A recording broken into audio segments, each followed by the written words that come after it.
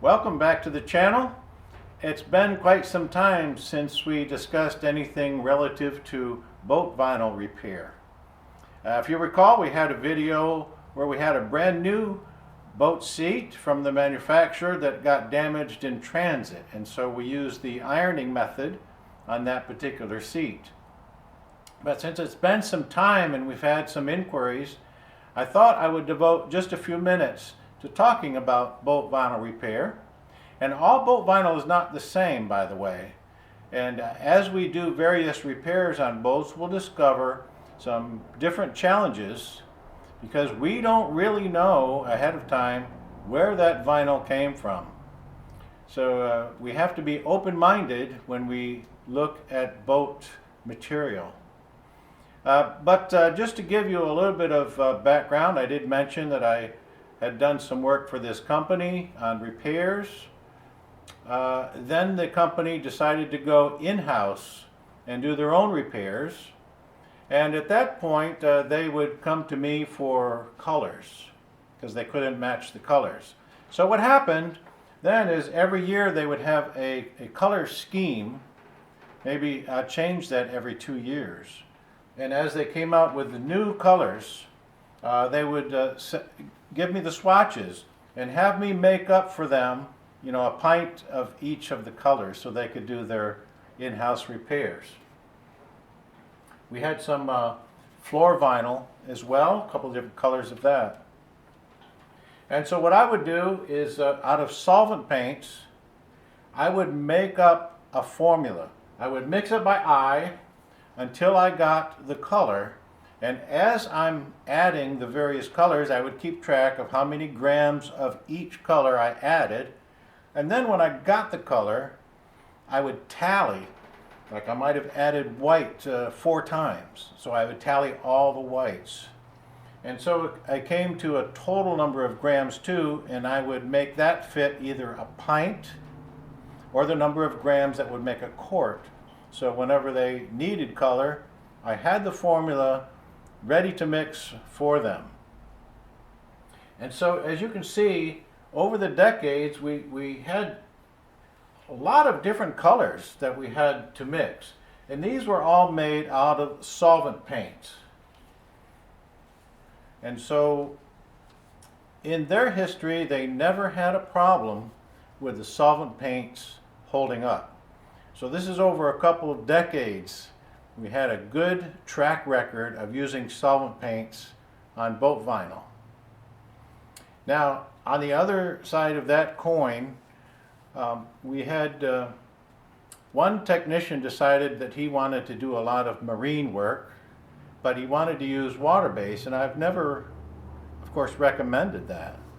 But he was insistent on that. Unfortunately, after about 6 months, all of his work came back.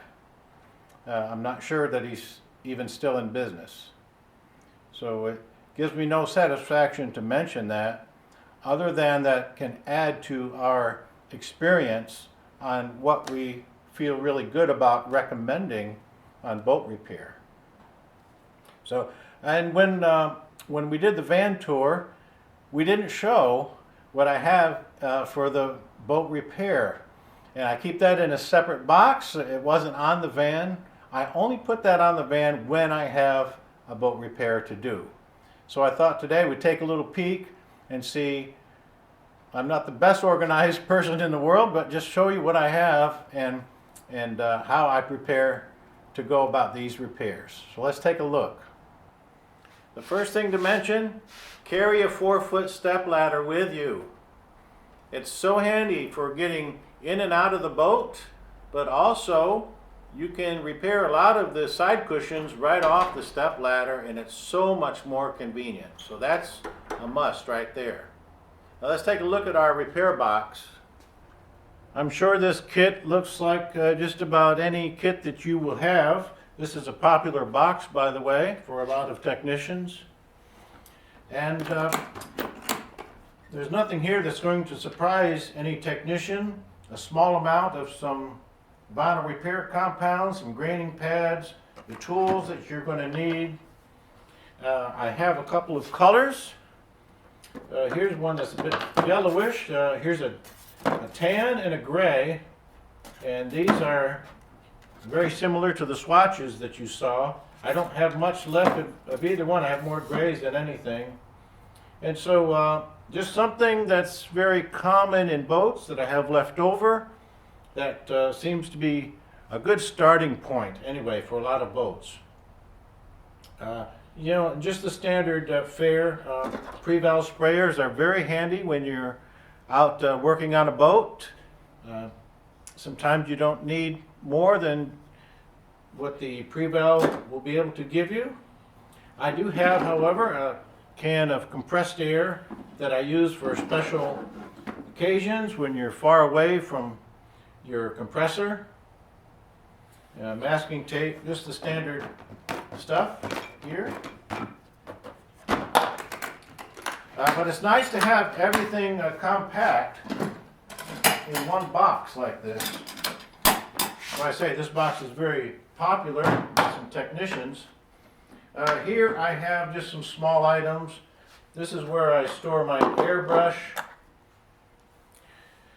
And I have the hose for the airbrush that hooks right up to that can of compressed air. And I have an adapter here so I can adapt that hose also to my compressor and my compressor hose. Some cleaning pads and some gloves. Standard stuff. Got a heat gun here and my solvent paints. You can see from there. And also some prep solvents, some reducer.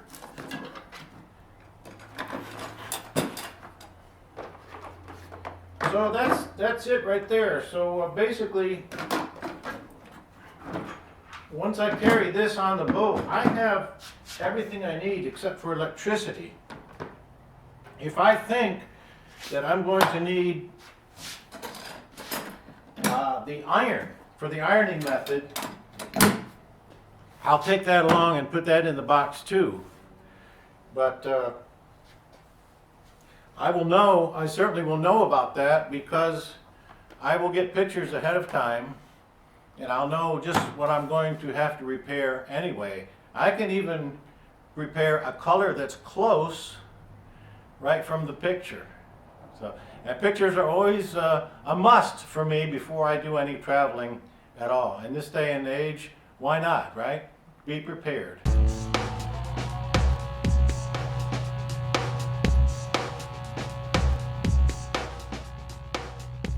Okay, so it looks like we've got cleanup on aisle 3.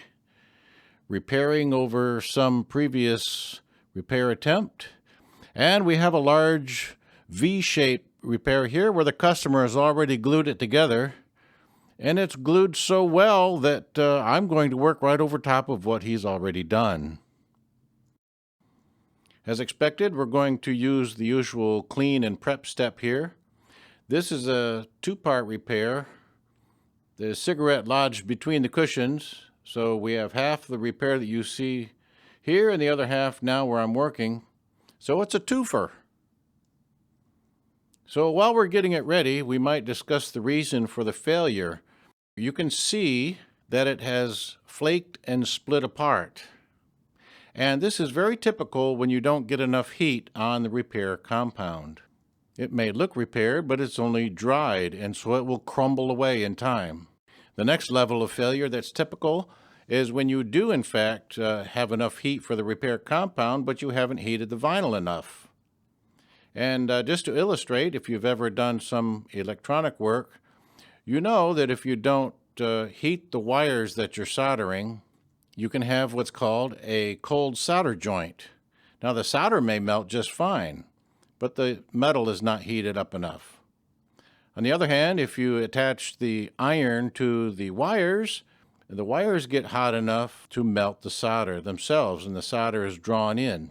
So with a situation where you don't put enough heat on the vinyl repair, you have the equivalent of a cold solder joint. And it will come loose in its entirety. It will peel up under normal use. Of course, we're not getting a true welding here, so to speak. and so it could always be forced apart, but under normal use, it shouldn't peel. And this is why most repair techs that have been in the field for a while will use maximum heat on the heat gun. And if they need to diminish the heat, they will adjust it by pulling the heat gun further away or by using less dwell time. So we've got a couple applications of a thicker repair compound here to fill in that hole. There's not too much to be said as far as structural integrity here. The structure is fine. So any compound that we put in this small hole will suffice. And as you can see, instead of cleaning every last remnant of that past repair off of there, I've just elected to heat it enough to bake it all in. So yes, I'm taking all of that garbage and just burying it into the repair. Now it's time for a little prep. The color I have on hand is similar to a white cloud in the samples that we had looked at a bit ago. And so this is a stock leftover color for me, which I use quite often on boat repairs. It looks pretty good here. I'm just putting a couple applications so this can all be drying down while we get on to the next repair. Boat cushions are always filthy, so we don't want a big white spot in the middle of a dirty cushion. We have to clean the whole thing. I'm going all the way to the corner on this panel. Clean and prep.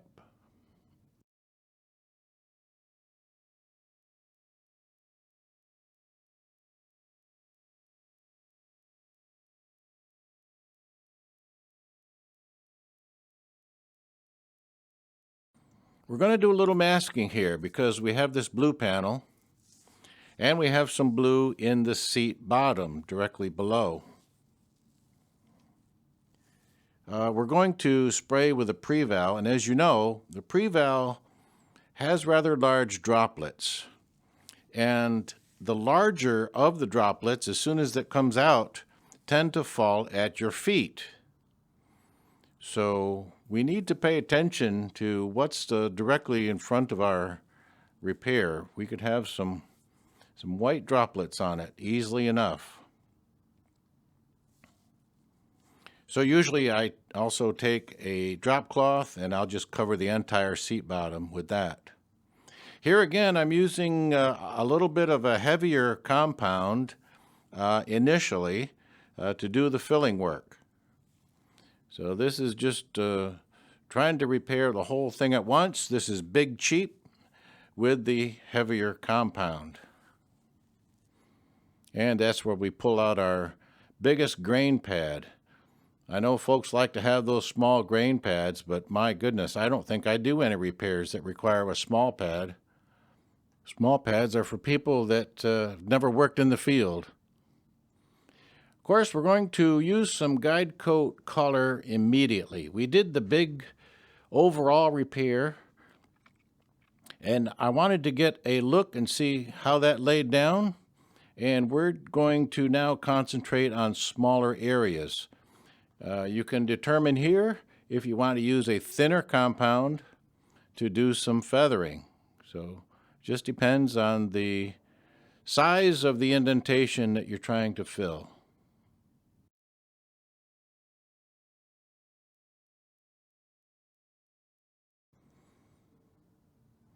Now on this panel, my off-white color looked a little bit dark, so I'm taking some of my pure white stock color. We're making our off-white a little less off. So by the time we get done using all of our guide coats, we've also dialed our finish color in.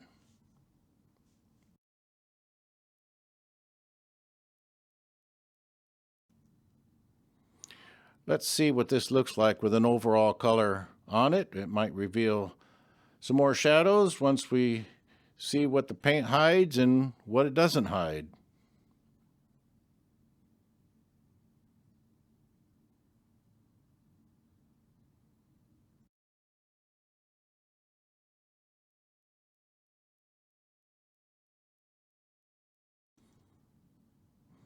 Well, as expected, there are a couple of spots that I want to give attention to. Just bringing in a little closer, looking at it from a different angle. Of course, it's hard to make a damage this large repair 100%.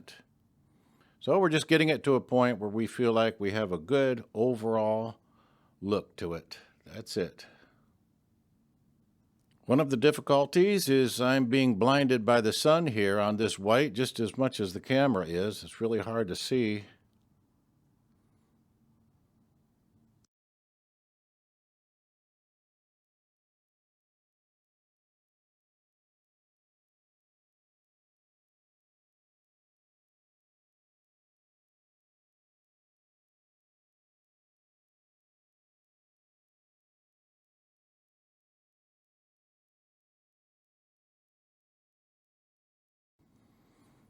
Okay, I think we better make a decision to leave well enough alone on this one.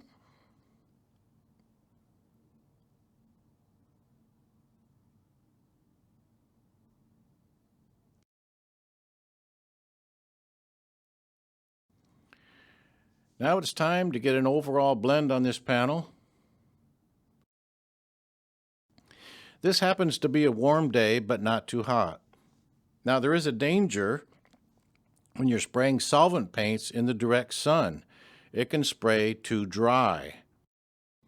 Your stock color as you receive it should be fine, but if it's been in inventory for a little bit and it's lost some of its solvents, it will spray dry.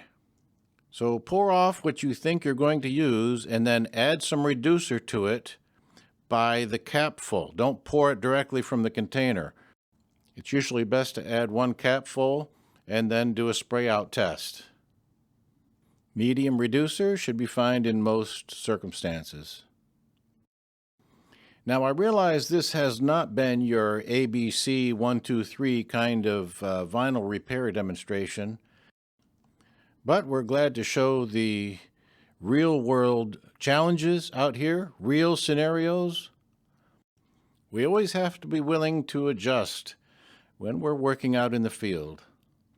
A couple sprayed coats on our first repair will finish it up. I hope you enjoyed this introduction to boat vinyl repair. Thanks for watching.